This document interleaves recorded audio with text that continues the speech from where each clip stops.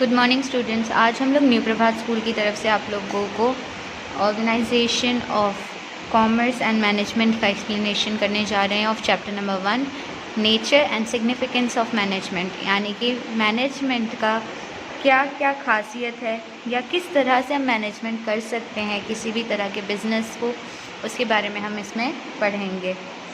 Topic number 1 is introduction. Management exist since ancient time. In the primitive era of Stone Age, human beings were getting their food by hunting, fishing, etc. Planning, supervision, coordination, guidance were used by them for accomplishment of their work. This process means management. Management पुराने ज़माने से ही चला आ रहा है।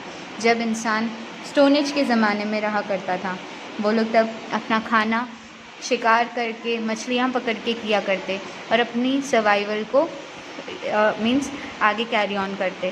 Planning और supervision दोनों ज़रूरी है और इसी के तालमेल की मदद से वो अपनी ज़रूरतों को और अपने कामों को पूरा कर पाते। The sooner did human being realize his limitation, then management became essential to achieve his objectives. With the help of others, man tries to get maximum satisfaction using minimum resources. जल्द से जल्द इंसानों ने फिर अपनी हदों को भी समझना शुरू कर दिया कि किस तरह से उनकी लिमिट्स हैं। उन्होंने कम से कम चीज़ों में ज़्यादा से ज़्यादा इस्तेमाल को करना शुरू किया ताकि एक चीज़ से कई तरह के सेटिस्फैक्शंस मिल सकें। For this he receives cooperation of others. इस चीज़ के लिए वो दूसरों की मदद भी लेता। When more than one person joins hands for completion of work in systematic manner, या जहाँ पर दो लोग एक दूसरे की मदद करके किसी काम को पूरा करके अपनी ज़रूरतों को पूरा करें। A need of planning and delegation of authority and responsibility arises, जहाँ पर दो लोग मिलकर एक अथॉरिटी के साथ काम करें, यानी कि एक तरह के रूल्स और रेगुलेशंस के साथ अपनी ज़िम्मेदारी को समझें। देन वहीं अपनी ज़िम्मेदारियाँ भी बढ़ती हैं। Whenever there is requirement someone should be there to provide directions. जब भी ज़रूरत पड़े तो कोई होना चाहिए जो आपको आगे की दिशा बताए। Even control becomes necessary to see whether people are working. इंसानों को कंट्रोल की ज़रूरत है।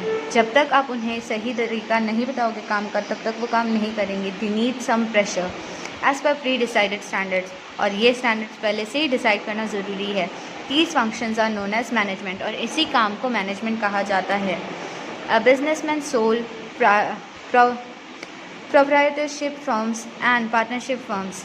एक बिजनेसमैन जो है वो किसी भी तरह के प्रोप्राइटरशिप या फिर पार्टनरशिप के साथ काम कर सकता है, यानी कि सिंगल हैंडेडली बिजनेस चला सकता है या तो पार्टनरशिप में भी।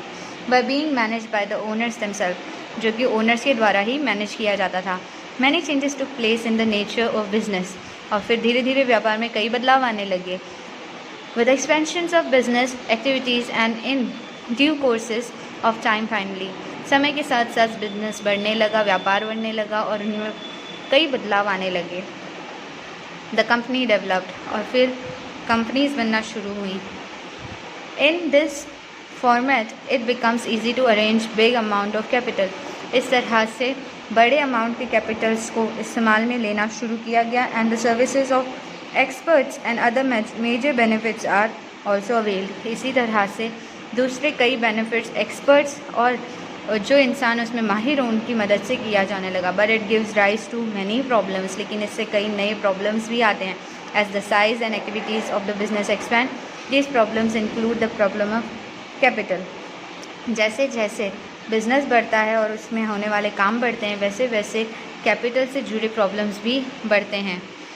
Production, sales and employees, in such circumstances there is a need of trained experience and expert people to take various decisions and their implementation. लोगों को, ऐसे लोगों को काम पर रखने की ज़रूरत पड़ती है जो उस चीज़ में माहिर हों। उन्हें सही हुनर आना चाहिए और उन्हें उसी तरह ट्रेन किया जाता है ताकि वो सही फैसला सही जगह पर ले सकें। Work done by this group of people is known as management, और उन लोगों के ग्रुप से किया गया काम ही मैनेजमेंट कहा जाता है।